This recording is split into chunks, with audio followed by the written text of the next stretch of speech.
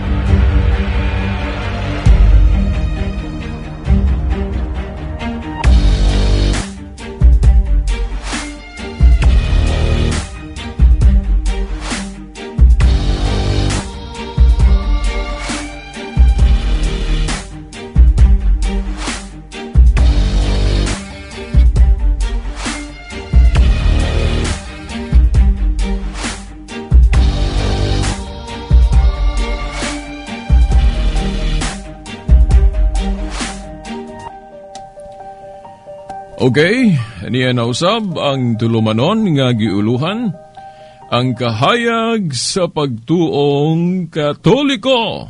Uban gihapon ni ining ubos ninyong alagad sa maong tulumanon.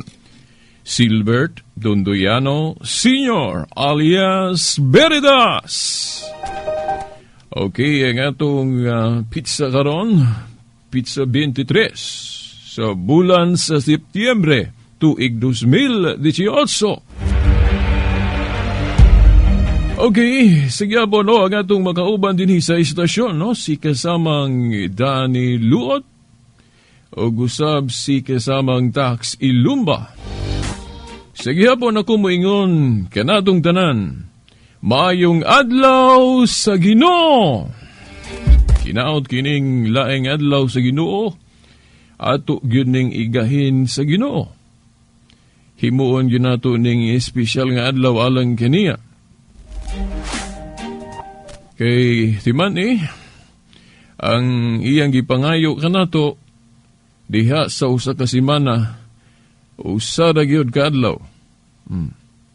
Ang atong adlaw sa pagsimba nga niadto gitawag ni siya og Sabat o adlaw ng igpapahulay. Sa atong panahon karon adlaw ng igpapahulay man gihapon. Pero sumala sa atong mga amahan sa pagtuo, kung mga early fathers, kining adlaw ng igpapahulay, gibag-o ang ngalan ani, kanaan naman tas bag-ong kasabutan. So bag-o na po ang ngalan. Pero maura gihapon, day of worship. Kini, mo na ni atong giuso, atong ibalik gitong karaan ba? Sila pa, dating daan. Okay. Pero dating daan nga nagsubay gayud no sa kasaysayan sa atong pagtuo. Kay sa atong pagduki-duki sa kasaysayan, kanang gilitok ni San Juan sa pinadayag 1:10 o adlaw sa Ginoo o Lord's Day, mauna ang katumanan sa Sabat. Fulfillment of the Sabbath, no? Kung mubasa mo og katekismong Katoliko, no? Na mabasa sa 2166. Oh no, I'm sorry, no, not 2166, but 2174 o 2175. Gibutangan manig numero, parang sayon tultulo na to ba? Ang press anang Biblia, wa man ni numero gyud sa pagsulat sa mga magsusulat, mga apostol, mga propeta. Kining pagsulat nila, wala nila butangig numero. No? Sumala sa kasaysayan, mga Katoliko may gabutangan ig numero. Di ba? So, ang tibuok kalibutan, tanang mga tinuhuan gagamit sa Biblia, utang ni nato sa Katoliko, kining pagbutang og numero. Di ba? bisan pag-asa bali-baliho nato pagduki-duki sa kasaysayan kung kinsay gabutang og numero aning Biblia kay panahon sa mga apostolo manibutangin nila numero. O, di ba? So gani makaingon ko nga kung wala pa'y authority ang Katoliko, ang mga obispong Katoliko sa pagpuno-puno, pagdugang-dugang aning unsay angay dugangan, o nga naman nga gidawat sa ubang mga tinuhuan karon, nga kusog ra ba mga taki sa Katoliko, nga nung gidawat man ninyo ng Biblia nga gipunan sa Katolikog numero, di ba? Ibutangan pag table of contents nga pagsulat sa mga magsusulat ni Adwa manibutangig table of contents, di ba? So dili tinuod nang giingon nila nga dautan yun ang pagdugang-dugang. Kay kung dautan ang pagdugang-dugang, yan ang atong kasulatan, o yan nga nung gagamit man lagi sila Biblia nga gipangdugangan sa Katoliko o kanalang title pa lang skober nga gibutang ang Biblia, ang mga apostol sa unawa manila ni butang di ba? Tingali mo, ingon ang naminaw ron nga nagbasas Biblia sa ato pabiritas ni angkon gyud mo nga inyong gidugangan ang nas Biblia. Well, di man dautan ang pagdugang kung kinidili, kung walang masupak sa gitudlo. So mga pagtulunan, no? Parasan ang pagpalawumba sa explanation. Di man na dautan, no? Kanagong gipasabot sa Biblia nga ayaw ninyo dugangi ni kuhae atong tan-awon diha og unsay gipasabot nga dili dugangan. Wala na magpasabot nga sa tanang higayon o sa tanang punto dili gyud madugangan, no? Pananglit ang atong gobyerno siging ga revise og balaod, di ba? Siging gadugang og balaod nganong pwede man lagi na, di ba? Unsa pa? Kanang atong mga pag-ampo, siging gadugang na atong pag-ampo kay alang-alang labi naman ang mga dili Katoliko, siging gadugang na ilang pag-ampo ngano man kay dili man na sila mahilig og memorize prayer. Kay para nila ilamang sawayon ng Katoliko nga memorize ang prayer. Di ba? Kay balik-balik ko no memorize. Sa ato pa ilang pag-ampo dili memorize. Kay dili man memorize sa ato pa wala as Biblia. So taga-adlaw sila mag-ampo lain-lain. So siging gadugang sila pag-ampo nga wala as Biblia. Unya dautan day na kay dugang nas Biblia. Tanawa. Dayon, ganang atong kwartas bangko, dili din na pwede dugangan na to. Kamong na yung mga kwartas bangko. Bawal ba ang pagdugang sa inyong deposito? Dili. Dili na, no? Mauna. Dili mo ay gipasabot dihang kanang tanang mga kuan dili gyud madugangan. Ang gipasabot gud ni San Juan Diaz Pinadayag 22. 18 ba nag-19, no? Nga nag-ingon siya, ayaw ninyo dugangi, ang iyang ipasabot diha, kanang iyang gisulat sa Pinadayag. Dili siya gustong dugangan, kay mauragod na ipadayag sa Diyos niya nga ipasulat niya, anong dugangan man na to. Mao na iyang ipasabot dihang dili dugangan. Ug tanaw na to ng Biblia ang Katoliko, wala man na dugangi. Kanang atong rosaryo, mga debosyon na to sa mga santos, mga pista na to, mga bagong pista na to, wala man na to nagidugang diya sa iyang gisulat. Lahi po na. Wala man gibawal sa Biblia nga dugangan na to ang atong mga debosyon. No? Ang atong mga pag-ampo, wa man na gibawal na dugangan na. In the first place, ang tinuod nga simbahan, gitagaan og gahom sa pagdili og pagtugot. No? Naa sa Mateo 18:18, ang inyong idili diri sa yuta, idili na ko sa langit. Ang inyong itugot. Tingali mo ingon mo nga, ang mga apostol raman biritas mo'y giingnan ana. Bitaw, ang mga apostol mo'y direktaminting gisultian ana. Pero timan, ang ilang authority mapasa sa ilang mga sumusunod o mga successor. Pares ba ikaw karon ginikanan? Kinsa may makapanunod anang imong katigayunan, di ba? Ang imong anak, ang makamana ana. Ang gahom sa presidente, kinsa may makamana ana, makasunod ana iyang gahom, ang musunod nga presidente.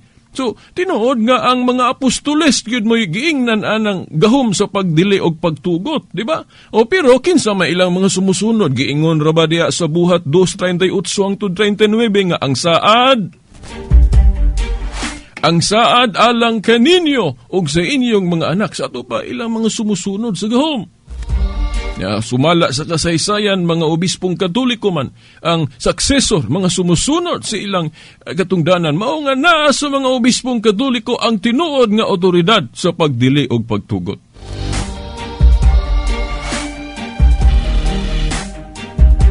Basahon nila ng Deuteronomio 4.2 nga dili dugangan. Ang ipasabot po diha, context to context, kanang napulo kasugo o pila na diha kasugo diha, di na ito nadugangan. Pero wala na magpasabot sa tanang mga butang, di ta pwede kadugang. Kay kung dili ta makadugang sa tanang mga butang, na unsaon man ang gahom diha na flower lang din na. Usara din na, kanang giingon diha sa Mateo 18:18, ang inyong idili, diri syuta, idili sa langit, ang inyong itugot. Diba? Pero kanang dili musugot sa mga inbinto-inbintos Katoliko, abi ninyo mga igsuon, dili raman Katoliko mo inbinto-inbinto og mga bag-ong butang. Bisan mga dili Katoliko, daghan pong inbinto nga sila mo originator, di ba? Nga wala panahon sa mga apostol. Pananglit kanang pasugo magasin sa ato mga igsuong Iglesia ni Cristo. Naabagoy pasugo magasin ang mga apostol niya to? Wala, oy. Oh? Wala. Walay pasugo magasin ang mga apostol niya to, kaya wapay printing press niya. Mo ingon ta nga, bawal na, kay dugang na nga inbensyon. Wa man mag-inbento ang mga apostol sa ilang panahon, ana. Dugang man ang paghimo og magasin. Kana mga saksi ni Jehovah, nga daghang kay mga libro. Si Ellen White ang kanang giilang propeta sa atong mga igsuong Sabadista. Di ba naman ay mga libro si Ellen White, gisugo bagod si Ellen White sa pagsulat. Wala, so sila mismo daghan pug mga inbento, pero Katoliko gali mag-inbento-inbento, maingon bawal kay wala sa Biblia. Na, kamo, so man inyong gibuhat. Unya akong parihason gyud tanan sa una, walay paglambo, walay pag-develop na panahon sa mga apostol, wala beslay Biblia nga parehas sa atong Biblia ron nga gisipit-sipitan. Ang ilabiyang gigamit nga kasulatan sa una, daan, kasabutan pa biya. Wa pa sila New Testament, kay awahin na sila nagsulat. Unya, kinsa may nag-canonize, kinsa may nagdesisyon, pila kabasahon ang bag-ong kasabutan, di isa ta mag-iskot og daan, kaya di man ta magparehas diha og pila ihap diha. Now, hisgutan lang nato ang bag-ong kasabutan. Pila man ang ihap, di ba 27? Nya, kinsa may gabuot nga 27 ra ka libro ang bag-ong kasabutan? Mga apostol ba direktamente? Basahi ko no, kutlo ekonomi. Ug unsay tekstos Biblia nga ang mga apostol nag-ingon nga 27 ra ka libro sa bag-ong kasabutan. Kinsang apostol isang gaingon na. Sumala sa kasaysayan, mga konsilyong Katoliko mo'y gadeklara ana, no?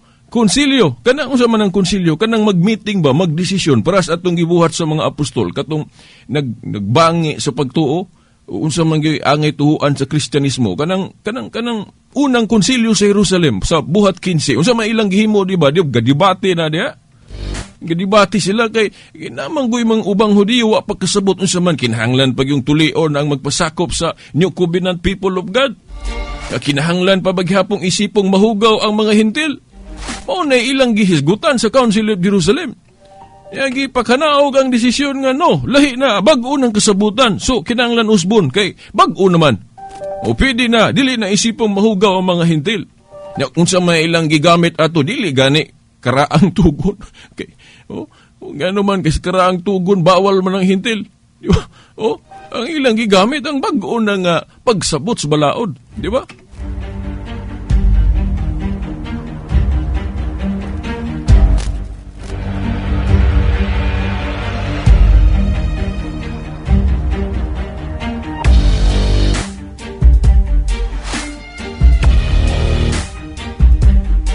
So, sa Biblia pa lang sipit-sipitan na to, ang mga apostol sa una, magsipit-sipit mag-Biblia nga na ay daan o bagong kasabutan. Wala, ang ilang kasulatan sa ilang panahon, daan ba?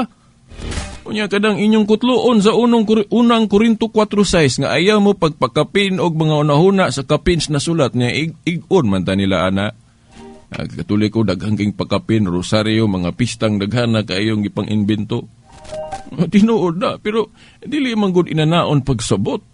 kung atong litra por litrahon pagsabot ng giingon ni Pablo diya sa unang Korinto 4:6 nga di magpakapin o gunahon na sa kapins na sulat, kung litrahon na to na, unsa may nasulat na sa iyang panahon? Nasulat na bagod tanang sinulat sa mga apostol? Wala oy. Kay mga 57 AD na niya gisulat ng unang Korinto. Unya, during that time, unsa may available nga kasulatan, katupang scroll sa daang kasabutan pa. Na kung litrahon na to nga dili to punan, sa ato pa ang ikaduhang Korinto nga gisulat niya puno na to. Siya nakalapas sa iyang gisulti, di ba? Nga ayaw po niyo kung sinasulat na. Okay, kanang giingon niya sa unang Korinto 4:6 nga ayaw ninyo dugangi o unsay nasulat na. Unsa may nasulat na niadtong higayuna, niadtong 57 AD. Di ba ang daang kasabutan pa? Kay wala pa may canonized listahan sa mga libro sa bagong kasabutan. So ingnon ta nga ikaw Pablo supak-supak ka sa imong giingon kay nigsulat pa man kag ikaduhang Korinto. Unya sumala sa atong pagduki-duki sa kasaysayan kanang Book of Revelation. Kanun sa aman na nasuwat ni Juan. Now, mga scholar mo ingon, mga probably mga 90, 90 AD to 100. O sa ato pa, awahin na. So, nasayo po day si Juan, kinagsulat man siya ni atong 90 AD nga. Nag-ingon naman si Pablo kaha kung litrahon pagsabot sa 1 Korinto 4:6 nga dili magpakapin o gunsay nasulat na. So, dili ingon na naon pagsabot. Manamangutan na ta sa mga otoridad unsaon na pagsabot. Ang ipasabot gud diha ni Pablo God. Dili nabot pasabot nga tanan yung kamatuuran nga pangitaon yun na to sa Biblia o wala na sa Biblia di na tinuod pagkadaghan rabang tinuod nga wala sa Biblia. Kanada yung pagkatukod sa iglesia 33 AD. Mabasa ba na sa Biblia? Dili oy. Ang pagkamartir ni Pablo o Pedro dito sa Roma, mabasa ba na sa Biblia? Dili oy. Pero puros na tinood. Diba? Dili ito ng tinood nasuwat sa Biblia. Si Juan nag-ingon sa Juan 21:25, dili ito na nasuwat. Maupod sa ikaduhang Tesalonica 2:15, ingon si Pablo, di ito na nasuwat na gibinaba. Binaba na lang.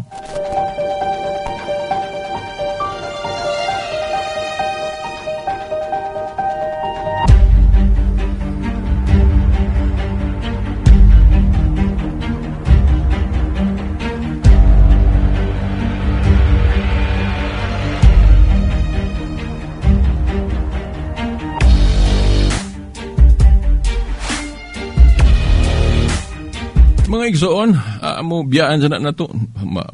Di na niya kung makahisgot o adlaw ng igpapahulay. Pabiya ta mahuman sa adlaw ng igpapahulay. Pagkatinahod nga tigpaminaw. Now, ina nila, no? Kita mga Katoliko, dritso ta kay pila na lang 7 minutos talay nabilin. Now, kining adlaw ng igpapahulay nga hangtod karon dili gyud undangan sa ato mga igsoong sabadista. Nga, ang ilag yung pag-akusar na to ba, kanang pagbalhin gikan sa Badong at Domingo, violation yung kuno nas balaod, no? Now, ako na ning gibalik-balik, o kinahanglan pag yun pahimog ata na to. Niya, ato lang pahinuktukan sa mga listeneron, kamong naminaw ron. No? Timan ha? Ang atong Ginoong Hesukristo sa iyang panahon, giakusahan nga galapas sa adlaw ng igpapahulay. Di ba? Kung nagbasa mo Biblia, si Jesus Christ mismo giakusahan, gipasanginlan nga naglapas sa adlaw ng igpapahulay. Kanang sugo sa adlaw ng igpapahulay. Na karon kinsa man po'y gaakusar, gapasangil ron sa kining atong tinuho ang Katoliko nga galapas sa adlaw ng igpapahulay kanang pagbalhin gikan sa 7th day of the week sa unang adlaw sa semana. Kinsa may nagpasangil ana ron nga paglapas na sa sugo, violation of the law na. Kinsa man. Now, panahon ni Kristo kadtong gaakusar niya nga galapas siya sa adlaw ng igpapahulay, di ba? Dominguista bago to?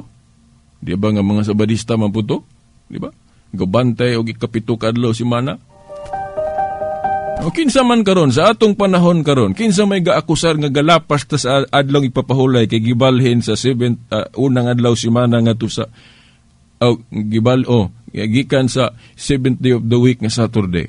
Kinsa may gaingon nga violation of the law na paglapas na sa sugo. Kinsa may gapasangil, di ba mga Sabbath keeper gyapon? Mga sabadista gyapon? Now, atong ihagit nila, no, mga igsuon, namo mga sabadista, no, wala ta masuko personal ha. Okay, sa pagtulunan lang. Kay kining pagtulunan, kung dili ko na to, pasagdan ko na to ni mga sayop nga pagtulunan, mo man ni makapabahin-bahin na to, ibil ng panagbahin-bahin, di ba? Si Kristo dili gusto ana, Juan 17:11.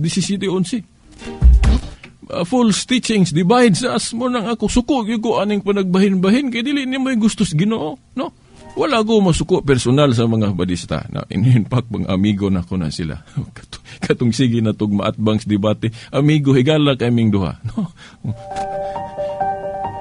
Sa pagtulunan ra gyud ta nagkasukanay, no? Kay alang-alang og malipay ta ng pagtulunan nga makapabahin-bahin na to, di ba? Dili na gusto sa Ginoo. Mo ni akong hagit ninyo mga hinigugmang igsoon namong sa badista.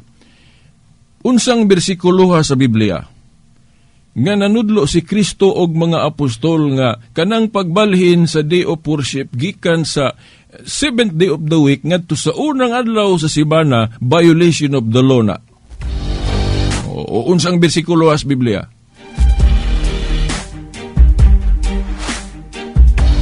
Na ang inyo lang yung balik-balikon kanunay kanarag yung panig-ingnan si Kristo, gahatag og panig-ingnan. Now, mo po ni akong pangutanan ninyo. Tanan bang panig-ingnan nga gibuhat ni Kristo kinahanglan jud sundo nato mga Kristohanon karon? Mo ni akong pangutanan ninyo. Nag-ingon ba si Kristo nga tanang gibuhat niya sa panahon niya kinahanglan jud awaton na to? Katong mga ceremonial practices nga iyang gibansay sa Jewish religion, ingon ba siya nga ipadayon to? Katong magbalik-balik siya sa Sabado nga himuon gihapon ng day of worship, nanudlo bagos Kristo ana. Now, timan kapanahon ni Kristo bag-o pa niya nasugdan ng simbahan.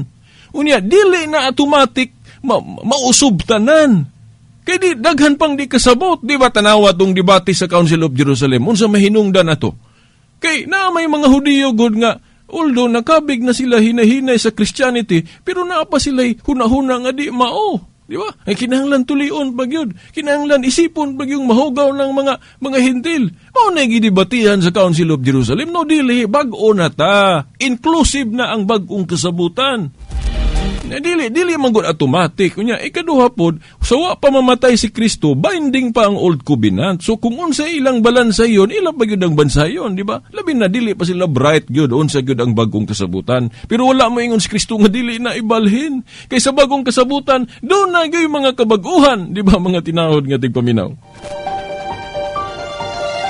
Now, usa ka binutol ay nahibilin. Pastilan. Wa pagali ko kabasa diri og kining giandam nako, basa po da ko Salmo 132:8, then history pod, no. Now di gyud nato ni kuanon, di nato ni dali-dalion og human atong imaraton ni kay naminaw ko gabi sa programa sa ato mga igsoong sabadista, di man po nila undangan jud balik-balik pasangil nato nga malapason ko no ta kay atong gibalhin gikan Sabado ngadto Domingo, no. Ato lang pasidaan ninyo ha, kanang Sabado dili usaray bot pasabot ana. Ang Sabado mahimong sabton ikapito ka adlaw simana. Mahimo sang sabton nga pahulay kanang sa Hebrehanon 4:9 nga naa gihapoy pahulay, nagbilin gihapog pahulay o nagbilin gihapog Sabado. Pero ang mga Adventist sila ding sabton nga 7th day of the week gyud ang pasabot ana. Dili na maguba ang history ana sa Christianity. Nga nabalhin gyud nagkuan kanang Domingo. Now, sa sunod dili nako kalimtan gyud unahon nako ning Council of Laodicea, no? Kay di sila motuo aning Council of Laodicea nga naamon is Biblia nga na-Christianize man ilang tuhuan Council of Jerusalem la. Dili nila tuhuan tong Council of Laodicea nga Kristiyano man gihapon tong nga council. Pero nganong nituo man lagi sila sa Council of Hippo o Council of Cartago nga nagdeklara pila kabasahon ang bag-ong tugon. Nag-ingon nga 20 city ra. Di ba tanawa ilang Biblia sa New Testament, di ba 20 city? Kinsa may gaingon ana nga 20 city lang, di ba mga obispong Katoliko?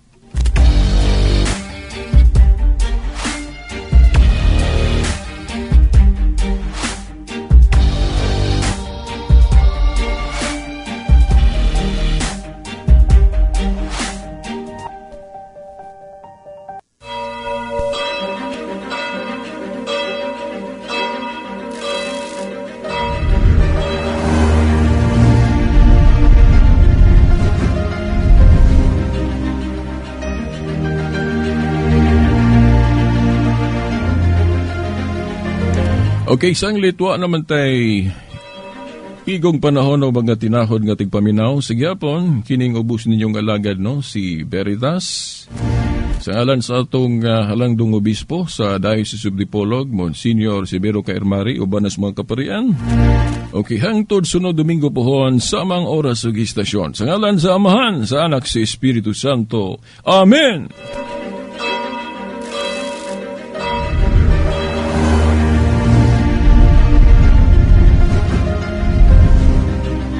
DXBR